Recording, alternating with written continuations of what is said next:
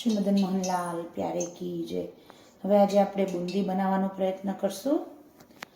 તો એની માટે આપણને 1 વાટકી ચણાનો લોટ લીધો છે, જે મેં ચાળણીથી ચાળી લીધો છે, એટલે બધા લમ્સ છે એ ભાંગી જાય।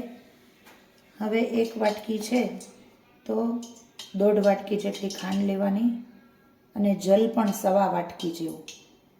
તો આપણે બધું જલ એકસાથે ગોળ કરવામાં નહીં પધરાવી દઈએ, થોડુંક થોડુંક પધરાવતા જશું ને ફીણતા જશું।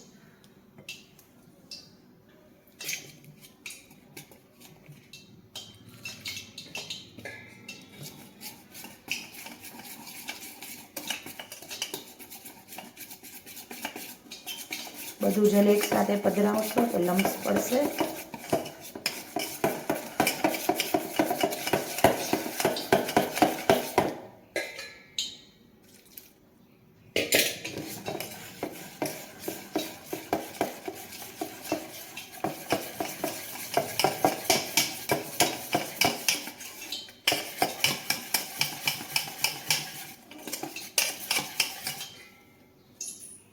હવે આની કન્સિસ્ટન્સી કેવી હોવી જોઈએ?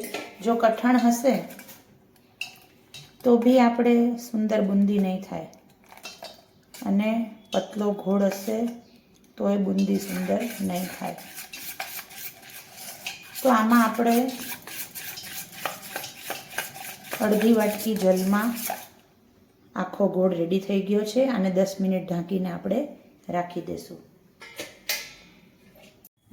હવે આ એક ઉપર થોડી વધારે ખાંડ પધરાવશું આપણે, ને બુંદીની ચાસણી કરશું।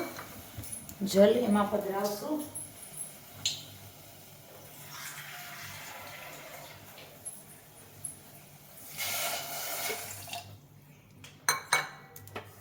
ગેસ ફાસ્ટ કરશું। ખાંડ ઓગળી જાય પછી 30 સેકન્ડ જ ગેસ રાખવાનો ચાલુ, આપણી ચાસણી થઈ જશે। હવે આમાં ખાલી ચીકાશ જ આવી જોઈએ, જેમ મધમાં કેમ ચીકાશ હોય એમ જ, તાર કોઈ બાંધવાના નથી આપણે। ગેસ બંધ। હવે આમાં આપણે એલચી અને કેસર પધરાવી શકીએ છીએ। કેસર પધરાવ્યું છે, એલચી પધરાવ્યું છે। હવે આપણે 10 મિનિટ રેસ્ટ આપ્યું હતું। આ ગોળને એક જ દિશામાં આપણે ફીણવાનું। 1 ટેબલ સ્પૂન આપણે આમાં ઘી પધરાવશું જરાક, આનાથી સુંદર બુંદી ઉતરશે। અને એક જ દિશામાં ફીણે જવાનું, લગભગ 3 થી 4 મિનિટ।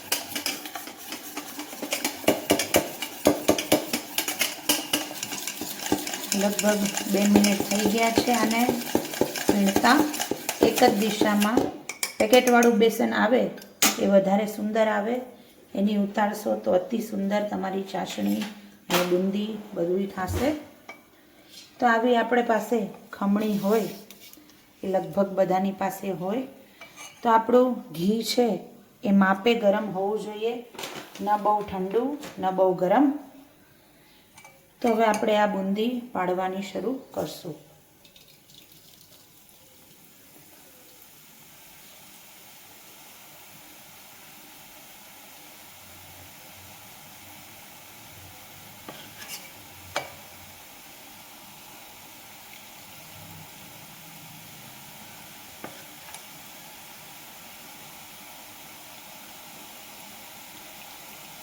ઘણા લોકોને ફરિયાદ હોય કે અમારી બુંદીમાં પૂંછડી થાય છે, લાંબી થાય છે, ગોળ નથી થતી।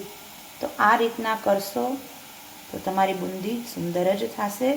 જો તમારે લાડવા કરવા હોય બુંદીના, તો તમારે બહુ વાર સુધી આને નહીં તળવા દેવાની, કડક થઈ જાય તો લાડવા છે તે સુંદર ન વળે।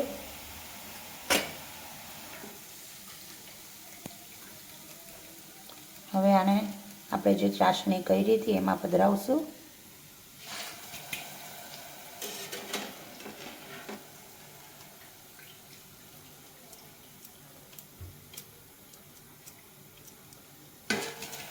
જો રસદાર કરવી હોય તો અંદર થોડીક વાર પલળવા દેવાની.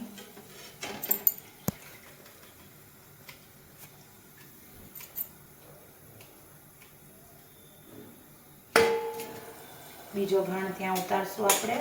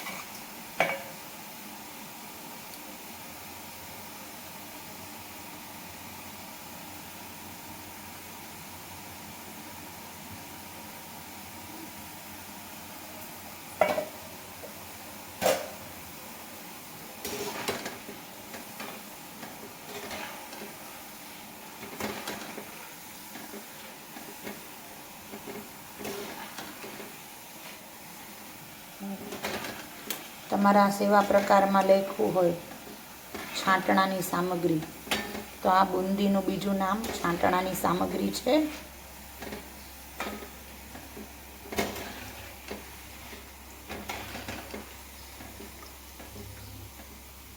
ચાસણીમાં પધરાવશું.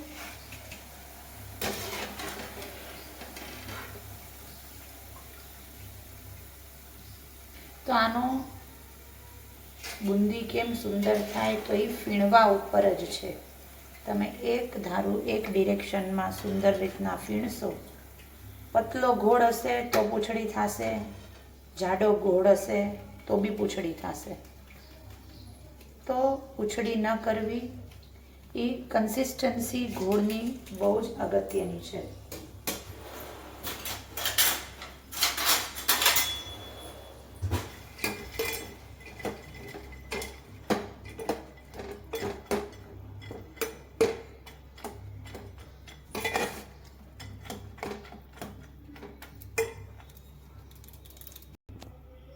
હવે આ બુંદી ઉપર આપણે તળેલી કિશમિશ પધરાવશું અને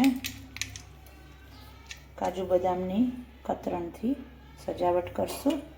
હવે આ બુંદીને તમારે લાડવા બાંધવા હોય તો બી આમાંથી થઈ શકશે, પણ જેમ મેં તમને કીધું લાડવા ગરમ ગરમ હોય ત્યારે જ થાય, અને લાડવા કરવા હોય તો બહુ આકરી તળવાની નહીં, બાકી લાડવામાં છૂટી પડી જાય. તો આ છૂટી બુંદી રસદાર જેને કહીએ એ હવે લાડવા જોશું. લાડવા કરવા થોડુંક વાટકીથી તમે પ્રેશર દઈ શકો છો.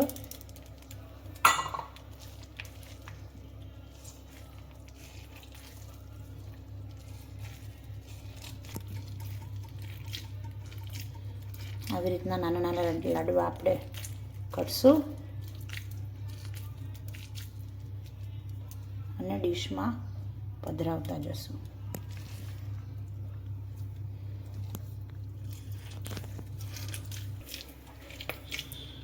હવે ગરમ ગરમ હોય ત્યારે જ બુંદીના લાડવા થાય. થોડું ગરમ લાગે હાથમાં ઘી આપણે ચોપડી લેવાનું તો ઓછું લાગે. અહીંયા આપણે લાડવા કરીને થપ્પા પધરાવ્યા છે. તો દબાવશો એમ અંદરથી રસ નીકળશે અને લાડવા સરસ વળશે.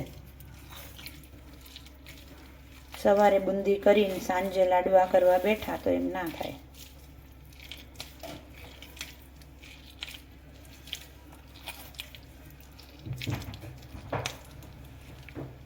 હવે આપણા બુંદીના લાડવા રેડી છે. થોડાક એમ લાગે કે ભાંગે છે તો જરાક જલવાળો હાથ કરીને પાછો ઘાટ દઈ દેવાનો.